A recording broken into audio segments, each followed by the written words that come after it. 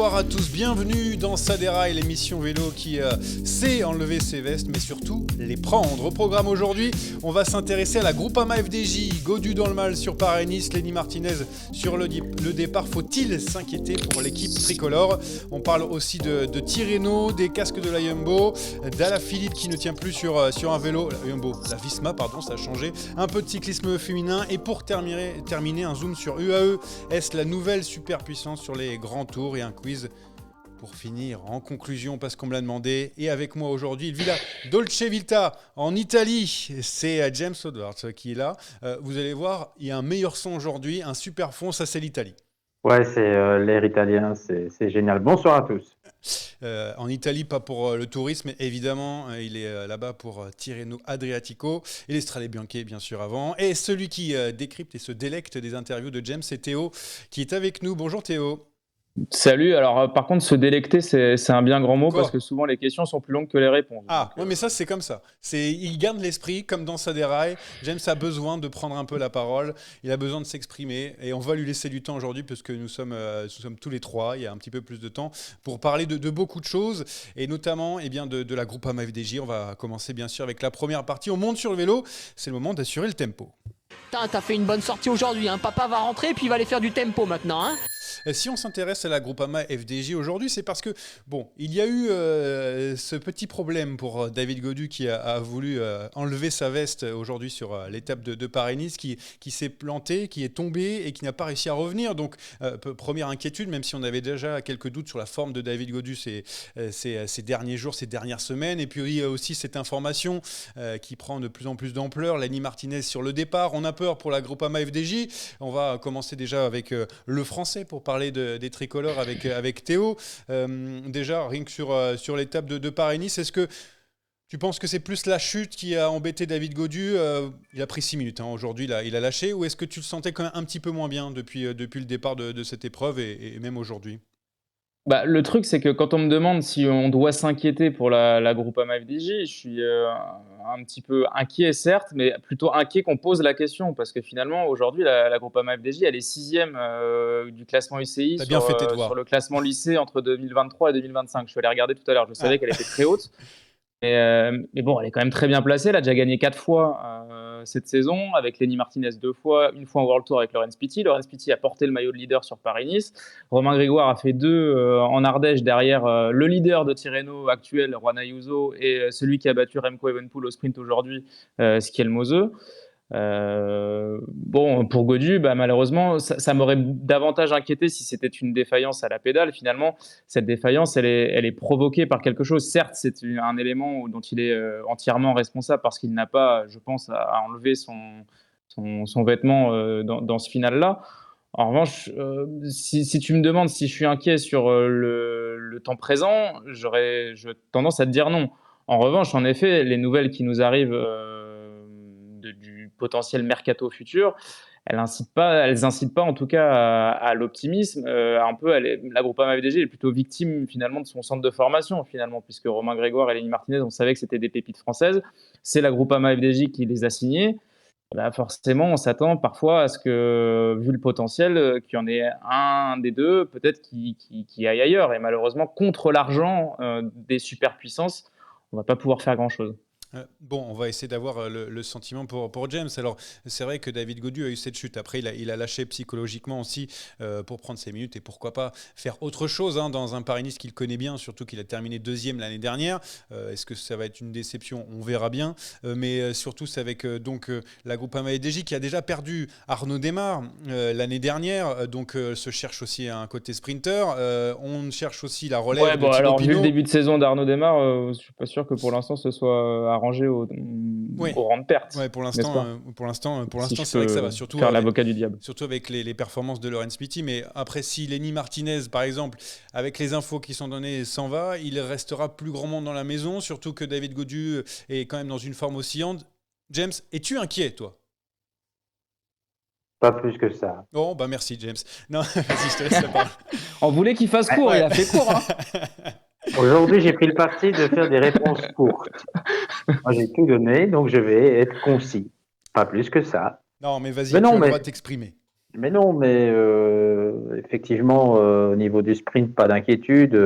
Pity fait le job.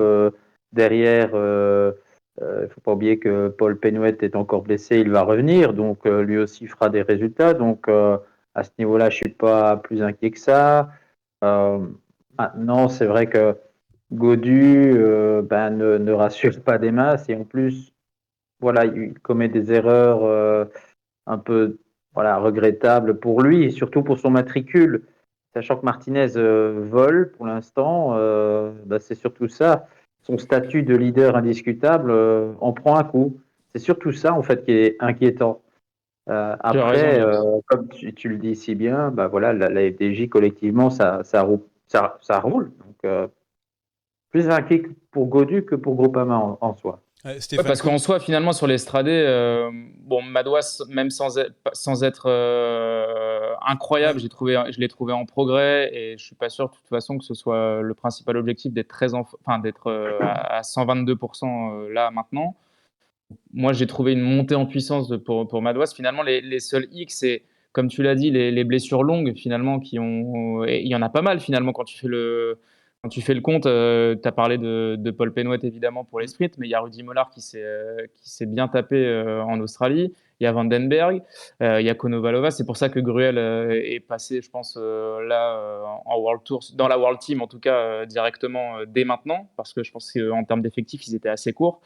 Et malheureusement aussi, il y a un gros coup dur, autant personnel que sportif.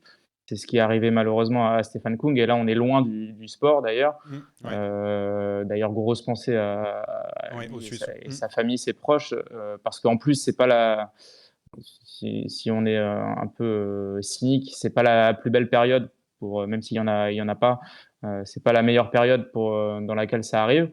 Donc le seul X, c'est finalement Godu, oui, qui perd pied aujourd'hui, mais finalement c'est sur un incident, c'est sur un fait de course. Et moi, de ce que j'ai vu, il était quand même encore bien placé dans la montée. Enfin, il n'était pas, voilà, il n'était pas aux abois, quoi. Ouais, Donc, mais voilà. malheureusement, ça lui met une pression supplémentaire. Oui, oui, c'est Il vrai. va devoir montrer des choses au public français. C'est On lui, le connaît, il est exigeant. c'est lui qui tire le Donc maintenant, il va wagon, falloir. la Groupama FDJ. Aujourd'hui, c'est lui qui doit tirer le wagon. Si en plus Lenny Martinez s'en va, il a encore plus de pression sur les épaules, c'est ça aussi. Ça veut dire qu'il va falloir aller chercher une étape d'ici la fin de ce Paris-Nice. Si ce Paris-Nice va à son terme, évidemment, parce que j'ai entendu des histoires comme quoi il y Ouais. avait des sommets enneigés. Mais Mm.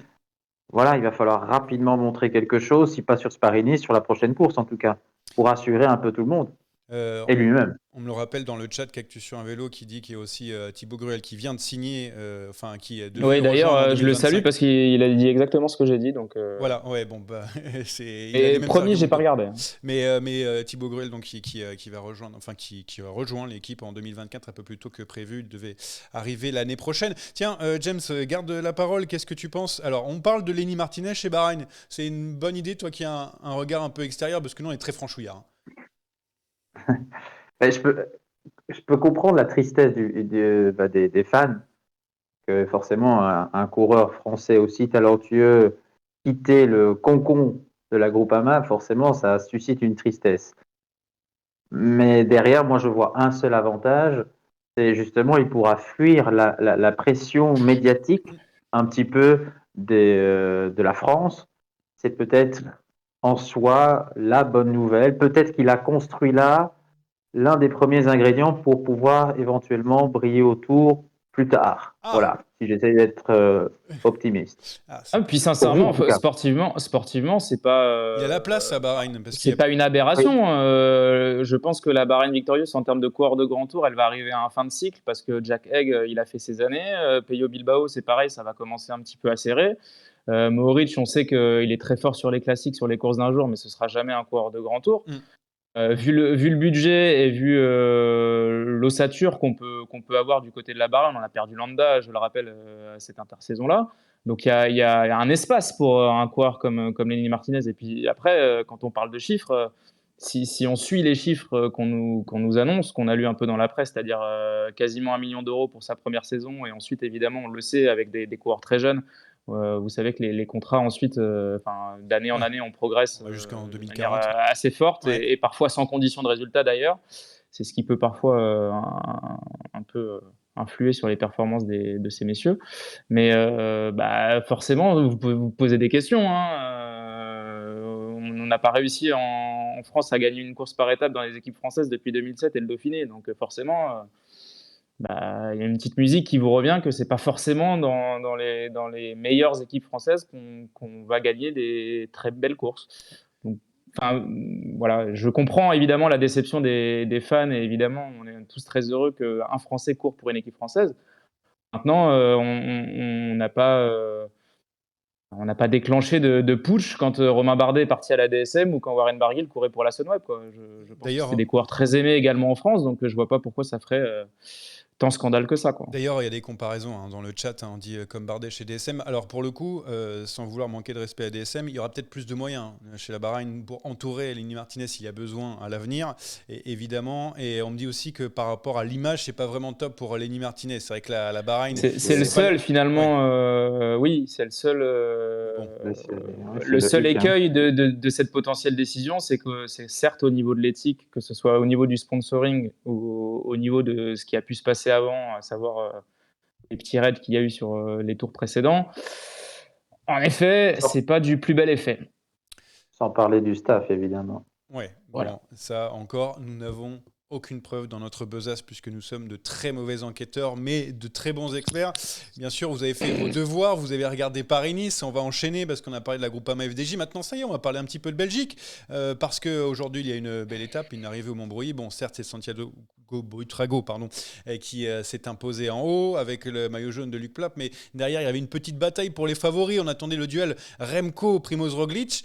Et puis James, c'est Remco qui a pris un petit peu l'ascendant, qui a pris quelques secondes. On voit un Roglic un petit peu en retrait sur ce début. C'est tout bon pour un Remco un petit peu énervé depuis le début. Oui. Est-ce qu'il n'est pas énervé?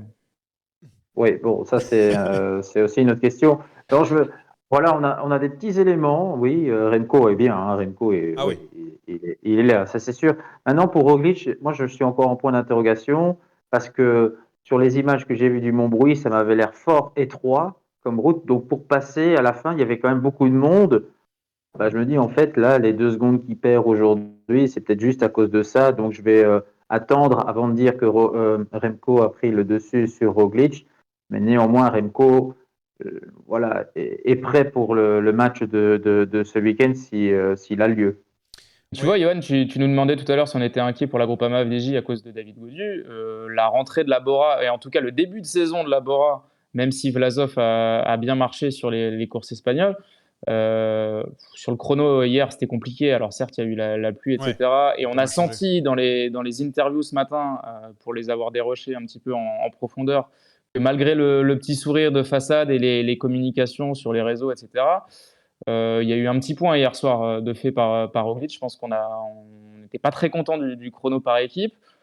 Aujourd'hui, c'était pas impérial. Donc, moi, franchement, je le rangerais au même rang que Gaudu en termes d'inquiétude. Hein, parce que moi, j'ai trouvé Primoz Roglic sur ce type d'arrivée, ce type d'étape, pour moi, c'est podium minimum. Et moi, il m'a pas fait une impression faramineuse. Non, comme depuis le début de Paris-Nice, on le voit à chaque fois derrière Remco. Hein. D'ailleurs, en parlant de personnes un petit peu déçues de ce contre-la-montre par équipe, Remco Evenepoel a été déçu par 2 choses pour être sur place à ce moment-là, pour avoir entendu un petit peu. Bon, il y a Tim de Klerk, je ne sais pas si tu as vu, James, il a tiré sur Tim de Klerk parce qu'a priori, il a laissé un petit peu traîner son vélo et ça a empêché à l'équipe de la Soudal Quick-Step de passer, donc ça a ralenti l'équipe. Et en plus, il s'énervait un petit peu, pour te dire, contre sa propre équipe. Ça n'allait pas assez vite pour lui. Donc, du coup, je me posais la question parce que ça commence à être un petit peu pénalisant. J'ai l'impression, son équipe, on sait qu'on essaie de construire autour. D'ailleurs, Patrick Lefevere était là sur Paris-Nice. Mais j'ai l'impression qu'il s'agace de... Bon, c'est quelqu'un de très agacé, d'habitude, mais il s'agace de plus en plus de ne pas avoir assez de soutien. Quel signal t'envoies si tu t'agaces déjà de ton équipe au premier contre-la-montre par équipe de la saison? Je sais pas, mais... Le signal que t'envoies, il est quand même pas fou. Hein. James, je sais pas ce que tu en penses aussi, mais voilà, c'est le ressenti et c'est les mots qu'il avait après la ligne. Je pense que son plus grand ennemi, c'est sa tête. C'est-à-dire que la gestion des émotions, peut-être même pas pendant, mais après la course, c'est pas nécessaire d'aller tirer, de dézinguer ses coéquipiers. fait ça en interne, régler ses comptes avec De Clercq. Après, Moi, James, je sais il pas se ce rend que tu bien. en penses. Je comprends pas que l'équipe le protège pas davantage en termes de communication. C'est-à-dire il Bah, s'exprime pareil, tout ouais. le temps après les étapes, avant, après, Attends, quasiment pas, limite pendant. c'est les Feureux qui va le Et, défendre alors qu'il tire sur tout le monde à chaque sortie. et franchement, pour avoir déjà, bon, on a tous un peu côtoyé des directions de communication pour décrocher des ITV, voilà, Quickstep, c'est pas facile d'avoir enfin, ça reste ouvert, mais bon, il faut parfois négocier, etc. Moi, je m'étonne qu'une équipe comme cela, aussi professionnelle, avec autant d'habitude, ne le gère pas davantage sur ce point. Alors peut-être que c'est lui qui a envie, mais je trouve qu'à un moment, il faudrait peut-être mettre un peu de couvercle, quoi, avant que ça explose. Ah ben, moi je m'étonne toujours qu'il n'y ait pas plus de stratégie autour de ces déclarations. Il y a un plan de com qui est fait autour de son marketing, de son sponsoring. On le voit sur voilà, sur des pubs, etc. Ça, il n'y a pas de problème, hein. Son image, il arrive à la vendre. Il y a un bon travail qui est fait à ce niveau-là. Mais c'est vrai que dans ces déclats, parfois, c'est pas cool. C'est pas cool pour Tim Declercq, qui est un garçon tout à fait correct. Mm. C'est pas Qui cool était envers il y a ses 6 mois son coéquipiers. coéquipier, quoi, quand Ouais, même. Enfin, En qui fait plus, du quand même, oui, travail en plus. un peu. Après c'est toujours à chaud et il va oui. s'excuser. Aujourd'hui, il s'est excusé. Mais malheureusement, il doit un peu maîtriser cette frustration quand ça va pas. C'est toujours un peu facile d'aller tirer sur les autres. Voilà, donc ça, il faut faire attention. Bon, sur Paris-Nice, ça va, mais il va pas pouvoir faire ça au Tour de France dès le 3e jour, les dézinguer comme ça. Et encore, enfin, sur un grand tour, pour gagner un grand tour, il faut construire un collectif, un bloc, une bonne ambiance. Pas comme ça qu'on va y arriver. Donc, attention, attention à ne pas tirer, à ne pas trop non plus mettre la pression sur ses coéquipiers. C'est comme ça qu'on part à la faute aussi. Ouais, garder son énergie aussi, ça Ah c'est oui, important. ne pas se Euh, disperser. J'en fais quand même, en regardant, enfin en voyant pour l'instant Paris-Nice, j'en fais quand même mon favori. Pour l'instant, il est assez bien placé au général. On verra bien sûr pour ce week-end, parce qu'il y a encore de grosses étapes. On verra aussi si elles ont lieu. Mais en attendant, il y a d'autres coureurs assez rapidement. On a vu Skelmose, on a vu un Bernal aussi bien placé. Là, on parle beaucoup dans le chat. Attention, à Butrago, il peut gagner Paris-Nice. Qu'est-ce que vous pensez de tous ces favoris outsiders qui tournent autour de cette première place? Vous avez plus d'attrait pour qui? Arnaud Delis. Ah non, Ouais. il est plus loin. Arnaud Delis, il est pas bien depuis sa main, il vient sur Paris-Nice, il peut pas plier la jambe. Donc, après, c'est vrai que Alors, d'habitude, il gagne avec une seule jambe. Mais bon. juste parce que j'avais envie de le mentionner, si on parle d'inquiétude pendant 10 secondes, ici, il y en a bien un qui m'inquiète, c'est lui, Ouais, mais pour les classiques. il avait du mal, il avait J'ai vraiment du mal à plier sa ouais, jambe pour l'avoir vu sur le podium. j'ai très très peur que les classiques, ce soit compliqué. J'espère que non pour lui, mais j'ai des grosses craintes. Bon, Mais sinon, voilà, pour répondre à la question, numéro 1, oui, pourquoi pas avoir une petite surprise, hein, mais je pense que Remco, il va aligner 30 tout le monde. secondes sur plat, ça va être Moi, si tu jouable. me parles d'outsider, je mettrais Jorgensen quand même en 1, Hmm. parce qu'il a l'habitude de cette course. Il l'apprécie. Jorgensen, Félix Gall, qu'on a vu un peu. Félix Gall, s'il y a Oron, quoi. C'est ça Et ma cote Bernal, aussi. hein, attention, hein, Et Bernal est Bernal vache. qui est très fort. Pour moi, pour moi, je l'avais pas vu à ce niveau-là depuis, je pense, au moins 2 ans. Donc, ouais, Bernal, en plus, c'est une bonne nouvelle, je trouve. Ouais. Pour moi, je trouve qu'il a. Bon, c'est difficile de comparer, mais tu parles le niveau de 2019 quand il gagne le Tour. Avec ces animaux-là de Remco, etc., je pense qu'il ne doit pas être si loin de son potentiel maximal, hein, de son Ouais. prime. Hein. Donc c'est une belle nouvelle, une bonne nouvelle. Ouais, Bon, après, on s'en rapproche. Ineos, on reparlera de leur tactique de course, mais Ah bah ça, de c'est toute un autre façon, sujet. c'est toujours pareil, hein. C'est droit devant, on se met toujours à l'avant et c'est assez bizarre, mais au moins il a pris, en tout cas, pour l'instant, le lead sur Carlos Rodriguez, hein, qui est présent aux côtés d'Egan Bernal. Ouais.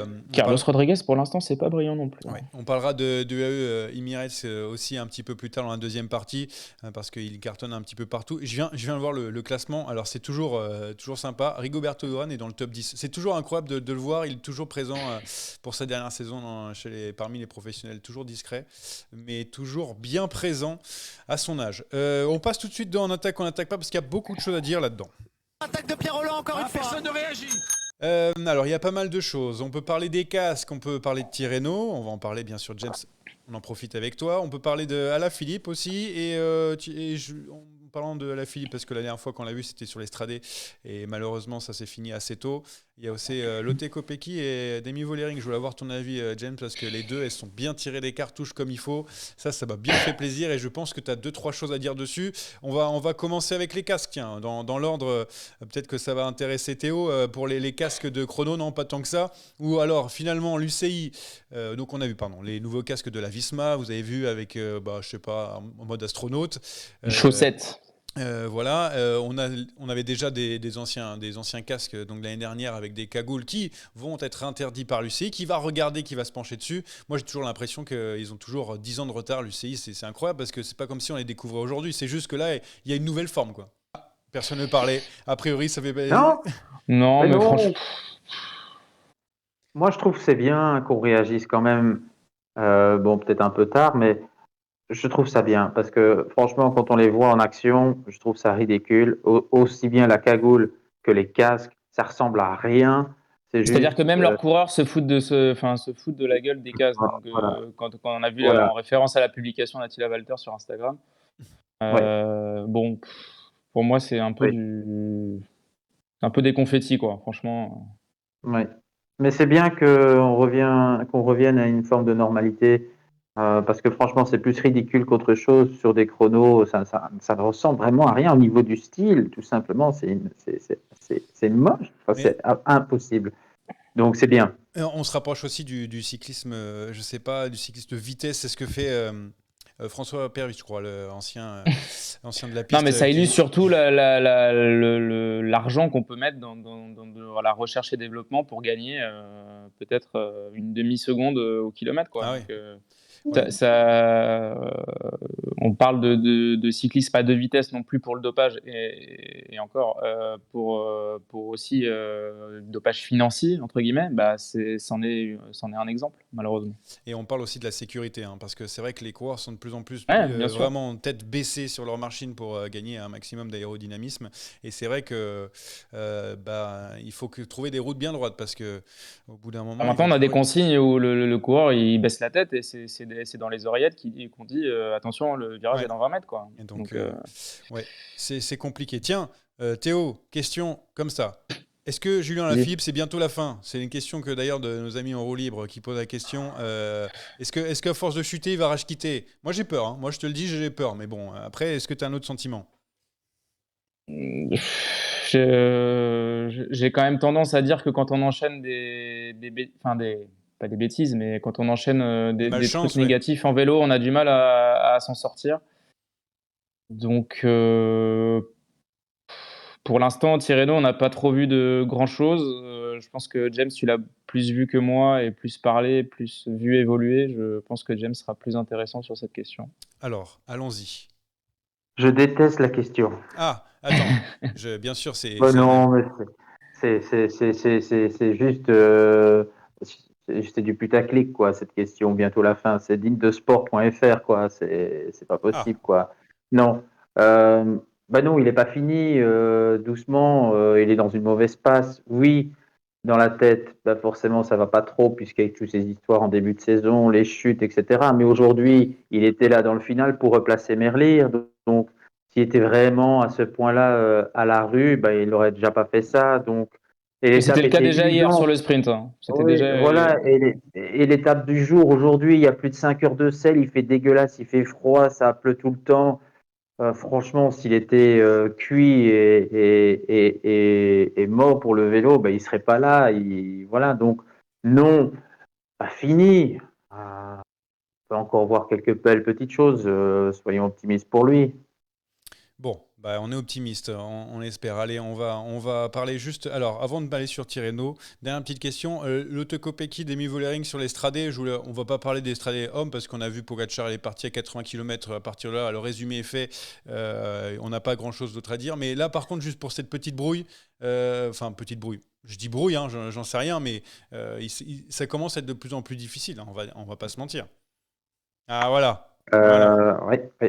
Oui. Il y a une rivalité qui s'installe et arrivera. Moi, j'attends juste le moment où elles vont finalement se tirer dans les pattes et perdre une des grosses courses qui va arriver probablement. Maintenant, pour l'instant, elles sont encore tellement au-dessus que ça risque pas d'arriver. Il y a quand Parce que même une quand on marge qui voit, est. il y a encore de la marge, hein. Quand on voit le démarrage de Ah Kopecky dans oui, la montée finale, bon, bah, ouais, bah c'est bon, Longo, quoi. ouais, Il y terminé. a de la marge. Même si, pour l'instant, même si on pourrait imaginer qu'elles roulent un peu n'importe comment, elles sont tellement encore au-dessus que, ma foi, pour l'instant, bah, il n'y a pas de dégâts, mais ce qui va être problématique pour Vollering, c'est se débarrasser de l'autre Kopecky à Liège-Bastogne-Liège, par exemple. Ça va être quelque chose de compliqué. Ouais, on va voir dans les prochaines semaines, on posera la question à Jérémy, qui adore le cyclisme féminin et qui adore aussi ce genre d'histoire, j'en suis sûr. Allez, on termine sur Tirreno pour son attaque, on n'attaque pas. Je sais que tu es sur place, James, mais je vais donner la parole à Théo parce que tu viens de parler sur les filles, juste pour savoir, je sais pas, qu'est-ce que tu...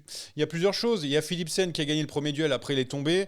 Il y a Kevin Vauquelin qui est bien placé, on a vu un peu de sprint, voilà, un peu de chrono. Qu'est-ce Moi, que tu retiens de tout ça? Kevin Vauquelin, très bien. Ouais. Très bien. Troisième, un peu la surprise générale. Je pense qu'il était là pour pas prendre de cassure. Finalement, le dernier virage fait que ça carabistouille devant. Il se retrouve devant et il va faire 3. C'est son premier podium en World Tour, d'ailleurs, il me semble. Oui, C'est surtout très bien pour, je pense, son équipe parce que là, actuellement, il est troisième du général. tout à fait. C'est ça. Enfin une course d'une semaine où il a un test grandeur nature face aux quelques-uns des meilleurs du monde parce que ça a toujours été un petit peu biaisé. Il est arrivé pas bien l'année dernière. La Vuelta, c'était pas du Kevin Vauquelin à 100%. Donc très curieux déjà de voir sa fin de semaine. Et puis surtout, Arkea, je sais qu'on va reparler des points, c'est chiant, etc. Mais on est à mi-classement lycée des 3 ans à peu près là. On va arriver quasiment au 1 an et demi. Et Arkea, c'est pas ouf pour l'instant. On sait qu'ils ont une armada de sprinters pour aller faire des points sur les courses d'un jour, etc. Et là, ça pourrait faire du bien, surtout si on va chercher un top 5, 10. Ah oui. On va l'espérer sur Tirreno. Donc moi, je suis très... j'ai vraiment envie de surveiller. Et puis, petit coup de cœur quand même sur... c'est certes anecdotique, mais la 10e place de Romain Grégoire sur un chrono tout plat. Ouais, c'est vrai. C'est pas mal quand même, hein. On s'inquiétait de la Groupama FDJ. Tout en le même temps qu'Ernest Vingegaard avec son nouveau casque. Franchement, C'est pas mal. James, qu'est-ce que tu retiens pour l'instant de ces quelques jours de Tirreno alors que il va dire Philipsen, il est belge. Ouais, Philipsen. Bon, Philipsen le karma hein, parce que il a dit j'ai un problème de vitesse dans le sprint ou un truc comme ça, mais j'ai gagné quand même parce que je suis facile. Je fais un gros résumé, hein, il n'a pas dit ça exactement et le lendemain il tombe. Mais bon, qu'est-ce que tu retiens? Je retiens surtout la dernière phrase, le karma, ça c'est vraiment n'importe quoi. C'est vraiment pour taper dessus Ah gratuitement. oui. Non, bah non, je retiens qu'il revient, il a remontré qu'il fallait pas l'oublier. Donc pour l'instant, je pense que la Belgique tient en ses rangs les deux plus rapides à l'heure actuelle, Ah, sans prétention, Merlier et Philipsen. À l'heure actuelle, à l'instant T, ça peut changer dans 2 semaines. ça c'est clair. Tu sais s'il a adapté Euh, sa préparation au classique plus qu'au sprint Oui, cette année? oui. Il a vraiment envie de marcher. Maintenant, je pense qu'avec Van Der Poel, ce sera difficile de s'exprimer. Et je pense qu'il y aura une limite sur des courses comme E3, sur les vraies Flandriennes, comme on dit, mais un Gand-Wevelgem, franchement, c'est dans ses cordes. Il faut évidemment un scénario de course pas trop. Il ne faut pas trop attaquer, trop loin de l'arrivée. Faut un peu essayer de voir un scénario positif pour lui, où ça peut se regrouper. C'est sûr qu'il ne va pas faire des différences en attaquant lui-même. Hein. Il veut essayer de suivre et d'être là dans la dernière ligne droite. Et là, il peut évidemment scorer. Paris-Roubaix, tout est possible. Il a la puissance, ça c'est sûr. Euh, pour le reste de ce Tirreno, je retiens surtout le chrono stratosphérique d'Ayuso. Ouais, Euh, on va en parler Chrono de dingue. Mais je ne vais pas m'étendre là-dessus puisque je sais que tu veux faire une catégorie sur UAV et ses galactiques. Mm. C'est un bon teasing pour le Real de Madrid, ça. Hein. Non, mais ça, c'est parfait. Mais non, mais je retiens, voilà, Vauquelin, il est en mission. Il est en mission top 10, peut-être même plus, top 5 sur Tirreno. Il est là, il est présent, il est attentif, bien placé. Et qui sait, on parle de points UCI, mais je regarde ici, une 5e place, par exemple, ça ferait 225 points d'un seul coup. Ah, et ça ferait plaisir à Kevin Vauquelin qui montre, je trouve toujours que ce garçon est un peu sous-estimé et pourtant il est complet. Il sait tout faire, ce gars. Mm. Il a un chrono et ça, quand on pense à gagner un grand tour avec un Français, ben, ce gars-là, il en a un des chronos. Donc, s'il peut s'aguerrir en montagne, c'est peut-être lui le meilleur espoir français à court terme sur un grand tour. 22, J'exagère peut-être. 22 ans. On verra en tout cas ce qu'il peut faire sur Tirreno. Il Mais est vous encore êtes jeune en plus. très curieux. Et ça, j'ai entendu Tirreno qui est pour l'instant mené par Juan Ayuso, qui fait partie donc de l'équipe UAE Team Emirates. Et on en parle tout de suite. Allez mon petit, on en remet là, on en remet. Et on en remet donc, on allume la mèche avec nos amis de UAE, Superstar. Est-ce la nouvelle superpuissance sur les grands tours? Voilà la question qui est posée parce que souvent on a encensé la Visma aujourd'hui avec, bon voilà, c'est difficile d'aller les chercher. On a vu les premiers recrutements avec notamment Yates pour Second et Pogacar. Mais maintenant, aujourd'hui, avec ce qu'ils montrent depuis le début de la saison, c'est quand même la première équipe au classement. On a Ayuso qui mène Tirreno, on a vu Pogacar sur l'Estrade, même si c'est pas les classements généraux, mais bon, ça reste Pogacar. Almeida est aussi là très bien, Adam Yates très bien aussi. Del Toro est en train de se montrer. On a encore du McNulty, du Fischer Black, du Sivakov, du Vine. Non, vraiment les gars, on est vraiment sur une équipe qui est en train de monter en puissance et qui peut dominer en tout cas cette saison. Et enfin, j'ai envie de dire, non, est-ce que vous y croyez? Théo, est-ce que tu y crois? Bah, le problème, c'est qu'ils n'ont pas Jonas Vingegaard dans leur équipe. Oui, bon, bah, ça sera peut-être dans les prochaines années. Bon, ils recruteront. Mais en attendant, on voit sur le chrono par équipe de Oui, mais Paris-Nice. c'est pas parce que t'entasses que tu vas être. Alors, certes, ça te donne des cartes en plus, mais. Regarde le PSG, ils ont entassé les grandes Bah, stars voilà. et ils n'ont pas gagné la Ligue des Champions. Hein. Oui. Alors, peut-être ça Attends. arrivera un jour. Hein. Attends, c'est pas terminé. Mais par exemple, tu prenais les Galactiques du Real Madrid. Bah, je suis désolé, mais ça fait quelque chose au bout. Donc, voilà. Ça fait quoi? Il y a les deux exemples. Bah, et ça a gagné quand même une Ligue des Champions au bout d'un moment, non? Hein? Les Galactiques? Jamais. Juste avant. Ils n'ont rien gagné, les Galactiques. Mais s'ils ont gagné. Attends, je vais tiens, vérifier. Attends, vas-y, regarde. va vérifier. Vas-y, je vais vérifier en attendant. Pour les vrais. Je tiens à préciser que les podcasts football, c'est ailleurs. Oui. En fait. Non, mais bon, continuez. Alors la question, non, est-ce qu'ils Bah non, peuvent justement, dominer c'est pour ça qu'on prend cet exemple-là, d'ailleurs. Est-ce qu'ils peuvent dominer cette saison? La saison, oui, puisqu'ils caracolent en tête du classement aussi, comme ils le font ces 2 dernières années, mais parce qu'à la fois aussi, Visma vise ses courses et s'aligne pas sur tout. Après, ils ont l'effectif, évidemment, pour briller sur les courses d'un jour, sur les grands tours, et ils ont Ayuso. Mais le problème, c'est que Ayuso, il va sur le tour avec Pogacar cette année. Donc, alors, je pense qu'Ayuso est en backup au cas de défaillance une nouvelle fois de Pogacar. Je pense qu'on a appris des 2 dernières années. Alors, en revanche, le problème, c'est que l'épine dans le pied, en effet, Kuss, à mon avis, c'est bon, ça reste une surprise. Roglic, on est toujours en questionnement, mais tant qu'on a Jonas Vingegaard en adversaire principal numéro 1 qui se prépare pour son objectif-là, moi, ça me paraît difficile, même en agrégeant le plus de talent possible. James, est-ce que tu penses que UAE peut quand même dominer parce qu'on le voit, là je prenais l'exemple du chrono par équipe de Paris-Nice, on voit quand même qu'ils sont très forts, on voit les jeunes qui sont en train de monter et tout, et quand on voit aussi que par exemple la Visma perd un Roglic, même si ça récupère Jorgensen et tout, on peut se dire qu'il y a peut-être quelque chose à jouer. Mais pour ce Tour de France, en tout cas, ils doivent être dans le match au niveau collectif par rapport à Visma. Ce serait impardonnable. Moi, quand je vois la compo provisoire, là, ce serait complètement fou qu'ils ne soient pas dans le match avec cette équipe-là. Oui, Vingegaard est un robot qui ne donne aucun signe de faiblesse. C'est vrai, c'est vrai. Et ce sera encore difficile d'aller le chercher. Mais derrière, collectivement, UAE est en train de s'aguerrir. Ah, c'est le meilleur effectif du monde, il n'y a pas de souci là-dessus. C'est hein. terrible. Je pense que tout le monde est d'accord. Hein. Ouais, voilà.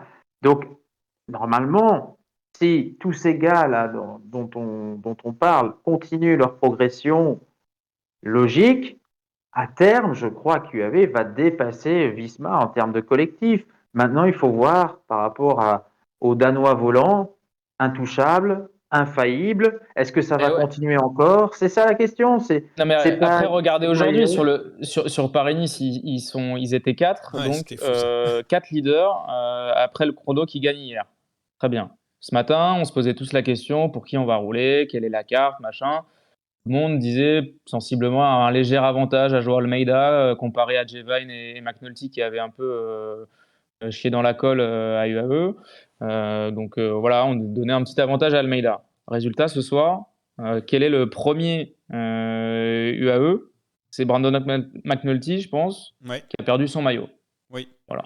qui n'a pas réussi à accrocher. En fait, T'as beau empiler, si t'es pas plus fort que les deux plus forts de la course, bah, à un moment, t'es à ta place. Mais peut-être aussi que la solution, qui va rouler pour l'un ou pour l'autre? Est-ce qu'un Ayuso veut rouler pour un Pogacar, par exemple? Almeida, on connaît aussi, il a un petit peu de mal bah, à il se mettre peut, en équipier. Adam Yates, on a eu des doutes, il l'a fait. Un Del Toro, c'est encore en train de se construire. Fischer Black, Sivakov, ils ont été pris pour ça notamment. McNulty aussi. Mais est-ce que c'est pas le mélange qui aura du mal à prendre alors que Visma, bon, sauf sur la Vuelta, ça enlève, mais sinon, il y a toujours eu un leadership qui a permis de lisser un petit peu et de travailler que pour un seul. moi, je crois sincèrement que ça va bien se passer parce que Poggi, pour avoir été à la Stradé, les mecs, ils ont beau avoir fait un début de saison canon, les Hirschi, les Wellens, Oui, ils directement dans savent les qui est déclats, qui, hein. Ils savent qui est ils qui, hein. savent Tadej, c'est le boss. Voilà. Et Almeida, je peux vous garantir que les déclarations qu'il a eues, genre, ouais, moi, je vais quand même penser à mes petites chances personnelles. Ne vous inquiétez pas, il va bien être rangé au vestiaire. Je mets ma main à couper que s'il n'a pas participé au Tour d'Algarve, c'est à cause de ça. Ah, J'en suis sûr. ouais, donc C'est Tadej le boss et c'est indiscutable. ça peut Maintenant, se ça comprendre. n'empêche pas d'imaginer d'avoir un plan B. Et c'est pour ça que cette semaine, le test, le match Ayuso-Vingegaard sera hyper intéressant et ça va donner Intéressant, des bien sûr. réponses.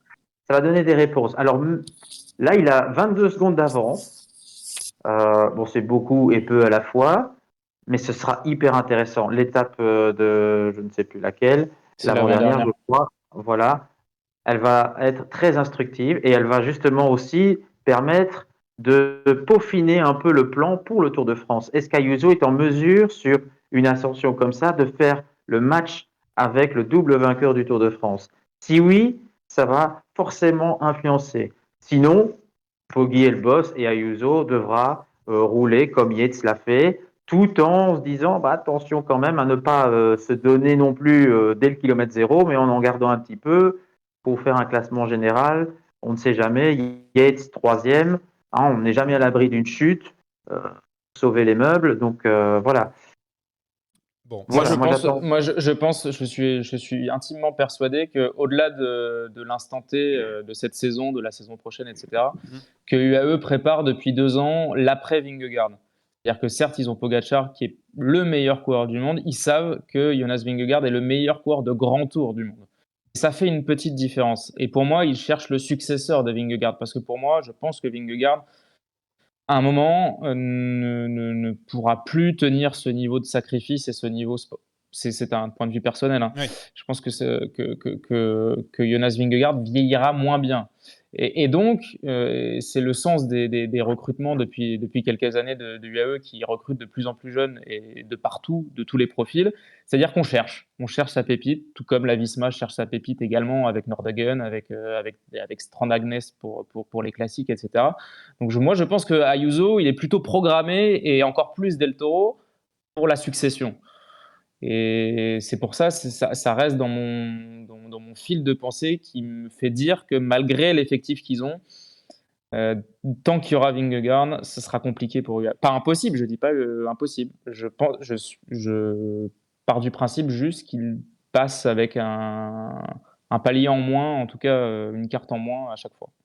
Ouais, il y a une question de quelqu'un sur un vélo qui dit est-ce que les jeunes ne seront pas cramés plutôt ceux qui performent Ouais, maintenant? bien Alors sûr. c'est une question qu'on ne répondra pas aujourd'hui, mais en tout cas oui c'est intéressant et on verra surtout avec cette génération dorée on va dire avec des Remco, avec des Pogacar et tout, on verra dans quelques années ce que cela peut donner parce que c'est vrai qu'on est toujours intrigué de voir jusqu'où ça peut aller si on est plutôt dans le système un peu de la natation pour ceux qui suivent un petit peu tous les sports où les coureurs, les nageurs arrêtent quand même assez tôt et prennent leur retraite assez tôt parce qu'il y a une forme de lassitude. En attendant, UAE, Team Emirates est premier donc cette saison avec 13 victoires. C'est l'équipe qui a le plus gagné. Ça Quand tombe même, bien. hein. Ça tombe bien parce que ça va vous servir pour le quiz.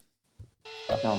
Ce quiz est une dictature orchestrée par moi-même. Oh, j'ai pas compris la question, c'est. Alors, S'il faut aujourd'hui... trouver les 13 vainqueurs du AE. Non, j'ai voulu un moment, mais j'ai changé. Aujourd'hui, c'est un tout petit quiz, assez rapide, avec une sorte de ping-pong, un tennis de table pour faire honneur à la médaille d'argent aux mondiaux de Ça me fait l'équipe encore de plus France. Voilà, donc c'est un ping-pong sur 3 thèmes. En gros, c'est simple. Je vais vous donner un thème. À chaque fois, vous allez me dire... je veux dire une équipe, un coureur qui est dans ce thème, et jusqu'à temps que le premier se trompe, il a perdu. Vous voyez ce que je veux dire ? Non. C'est moins bien expliqué que Jérémy Sakian.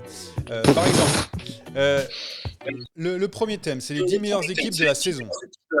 Voilà, les 10 meilleures équipes de la saison au classement avec le nombre de points. James, par exemple, va commencer, va dire une Oh là, des il y a un équipes en top micro, 10. il y a un micro d'un invité là qui Oui, il y a un invité qui est venu se joindre à nous. un invité mystère là. C'est le Ouais. Cactus qui veut. Tiens, un Cactus qui voulait jouer avec nous. Bah, viens jouer avec nous, Cactus. Est-ce que tu nous entends ?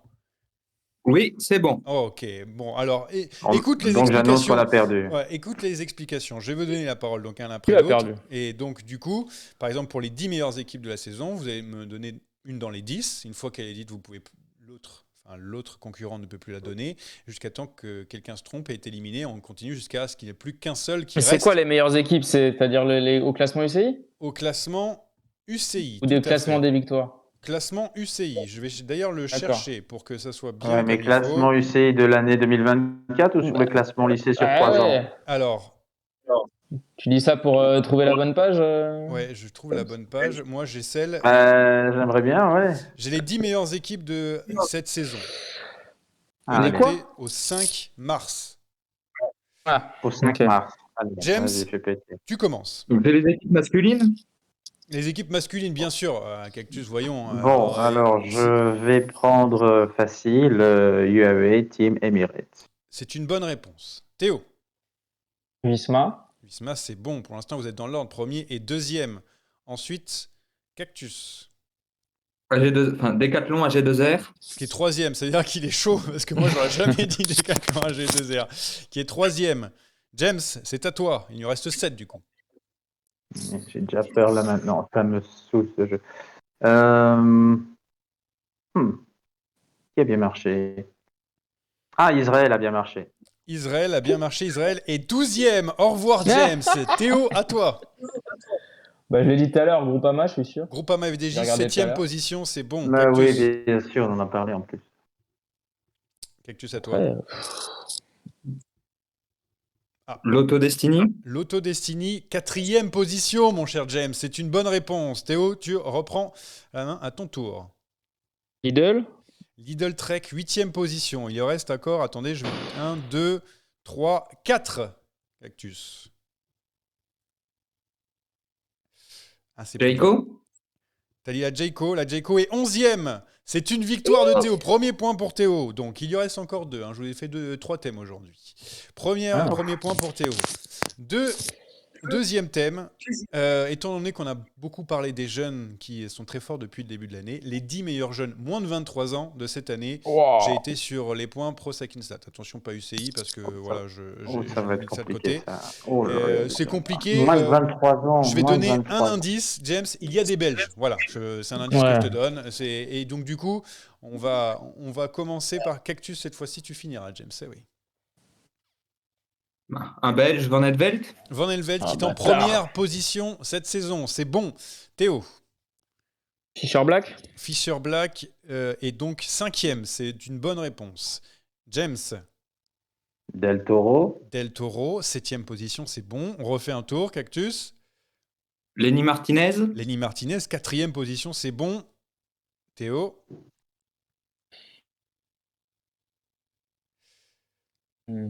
Il reste encore des obvious, on va dire. Il y a des noms plus compliqués, mais...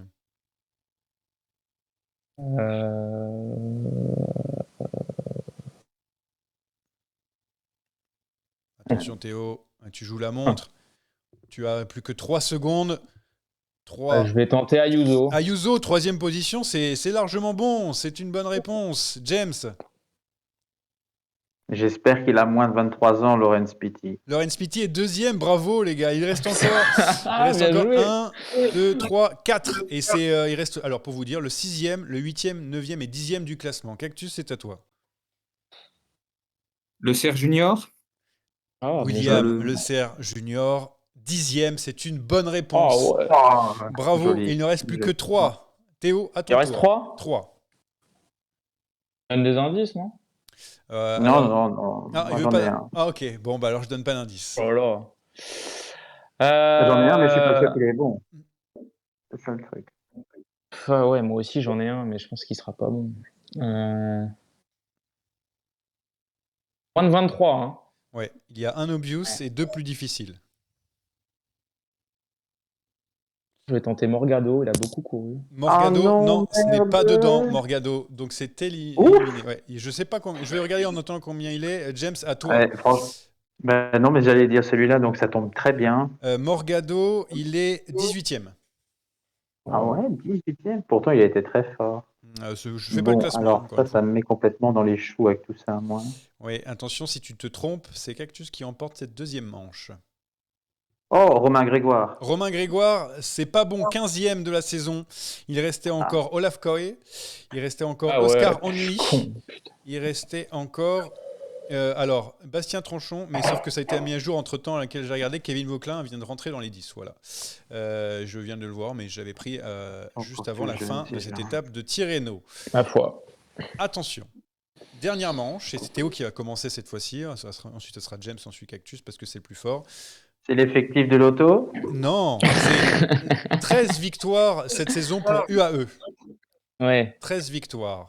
Vous allez donc me donner le coureur qui a une victoire. Et si en plus, vous avez la course, ça va aller, ça va donner un petit point bonus pour la fin s'il y a besoin de départager. Voilà. Donc, on peut commencer avec toi, Théo, qui a remporté, qui a gagné une victoire cette saison chez UAE. 13 victoires au total. Adam Yates. Adam Yates, tu as la course? Il a gagné à Oman. À Oman, tout à fait. Bonne réponse. Adam Yates à Oman. Ça change donc la main. Et pour James? Eh bien, Juan Ayuso, le contre-la-montre. Juan Ayuso, c'est bon. Une contre-la-montre de quoi? Ah ouais, contre-la-montre de Tirreno. Ok, d'accord.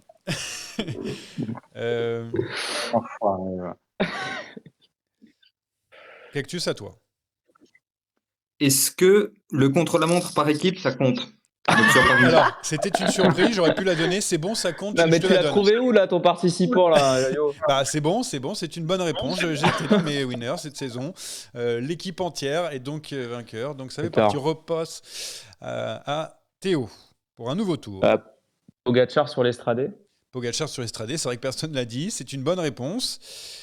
Il reste encore 1, 2, 3, 4 vainqueurs encore cette saison. Et ensuite, si jamais vous donnez tous les vainqueurs, on fera les courses. Il y a aussi Fischer Black qui a gagné la Muscat Classique. Ben, c'est bon. Fischer Black, c'est bon. Cactus? Fischer Black aussi sur une étape du Tour d'Oman. Alors, je ne te l'accorde pas. Ça sera quand on aura trouvé tous les vainqueurs. Donc, trouve un autre vainqueur. Tu ne l'as pas perdu. McNulty sur le chrono de l'UAE. C'est une bonne réponse. Théo, à toi, il reste donc encore 1, 2 gagnants. Donc, si jamais vous les trouvez tous, on va passer aux courses. Hirschi sur une des deux boucles, mais alors... Oui, bon, bah, c'est pas grave. Hirschi, c'est bon. C'est sur la Faune Drôme classique. Ouais. James, il te reste le dernier, qui est le dernier vainqueur cette saison du AE. Donne-moi 5 secondes, s'il te plaît. Oui, bah, le temps que... Ah non, ça serait Anthony, je te l'aurais pas laissé, parce que je connais un petit peu ce qu'il va T'en as parlé en secondes. plus. Oui, c'est vrai. Ah merde, on a parlé. Si j'en ai parlé, c'est encore plus triste. Ah, merde. Zut. Tic-tac, hein, comme on dit en Espagne.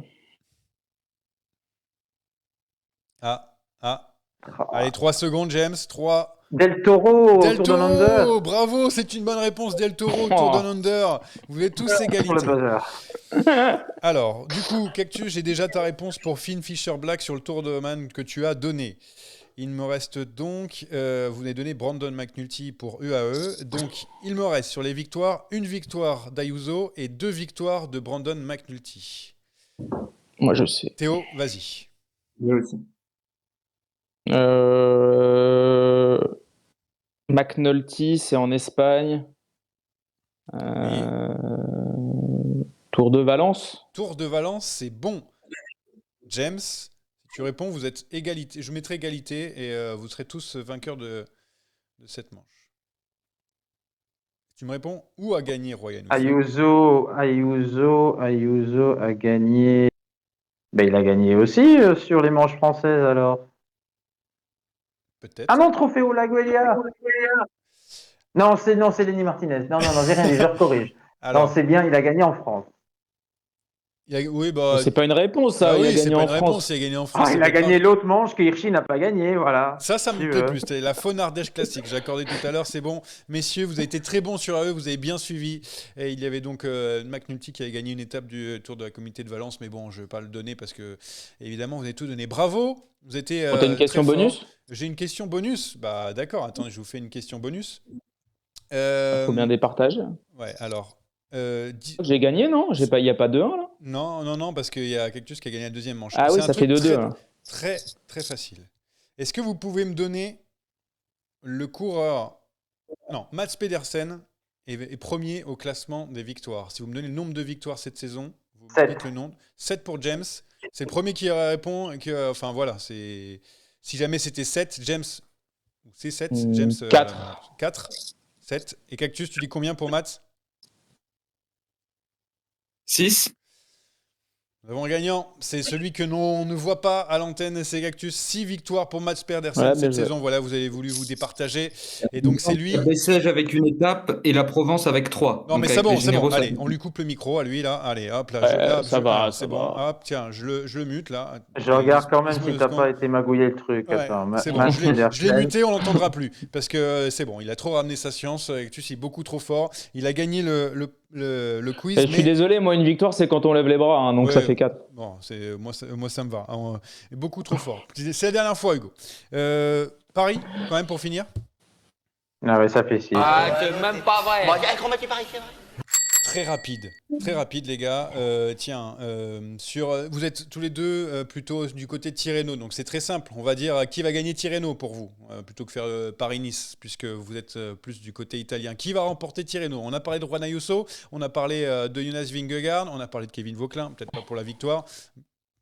Est-ce que, en attendant, je vais regarder un petit peu les cotes si vous voulez, mais qui pour vous va remporter Tirreno Adriatico? James, vas-y. Bah, j'aimerais bien pour vous Vauquelin, mais j'y crois pas, malheureusement pour lui, mais ce serait formidable. Vingegaard est à 1,45, Juan Ayuso bah à 2,75, et ensuite c'est à 15, Vingegaard Martinez, Hindley, O'Connor. Vingegaard, malheureusement, enfin, je crois qu'il mettra tout le monde d'accord dans la 6e étape. Maintenant, 22 secondes, mais il y a aussi des bonifs, hein, donc il suffit de 12 secondes sur Ayuso, hein, c'est pas tant que ça à aller rechercher, donc Ouais, je vais Vingegaard aussi. Vingegaard, donc la cote est à 1,45. Si vous voulez, il y a Henrik Mas aussi à 60 pour ceux qui ont envie de jouer un petit peu. Ouais. La cote du top 10 de Romain Grégoire, elle est à combien? Non, alors là, on n'a pas Existe pas. on n'a pas ça. On a le vainqueur de la prochaine étape, si tu veux, au Jesper. Non, mais en vrai, vraie question de savoir s'il va tenter quand même de s'accrocher. Top 10, tu serais prêt à parier? C'est long, c'est un peu long pour lui, c'est pas dans sa filière, etc. Mais bon. Mais il s'est un peu accroché quand même, justement dans les différentes classiques, notamment aux boucles, etc., où il a montré qu'il pouvait suivre les boucles, c'est quand même des efforts beaucoup plus courts, beaucoup plus dans sa filière de puncher, donc c'est quand même mais il était un peu moins comparable à la montée finale, notamment de samedi, qui est vraiment. Mais il était aux côtés d'Ayuso, Schielmose, c'est pour ça que je dis ça, des coureurs qui sont plus type grimpeur. Donc très bien, Vingegaard pour vous deux, et donc vous ne croyez pas, en tout cas sur le papier, à la victoire de Ayuso. Merci messieurs en tout cas d'avoir été avec moi ce soir. Merci à tout le monde d'avoir parlé dans le chat. Pas merci à Cactus sur un vélo d'avoir remporté le chat. Pas merci. On l'accueillera plus d'ailleurs. Ouais, c'est la dernière fois. Bah non, parce qu'après on n'a plus personne pour discuter. Hein, donc attends. Allez, je vous souhaite une bonne soirée, bon match à tous. Bravo l'Union Salle-Gilloise aussi. Bravo à eux pour leur parcours en ce moment. Donc quoi, les podcasts sans Saakian, ils sont bien aussi. Ouais, c'est vrai. Ça a été plutôt dynamique aujourd'hui. Tu vois, James, t'as été très fort et comme ça, tout le monde peut être tranquille pour sa soirée. Salut à tous. Cool. À bientôt. Bye bye. Ciao.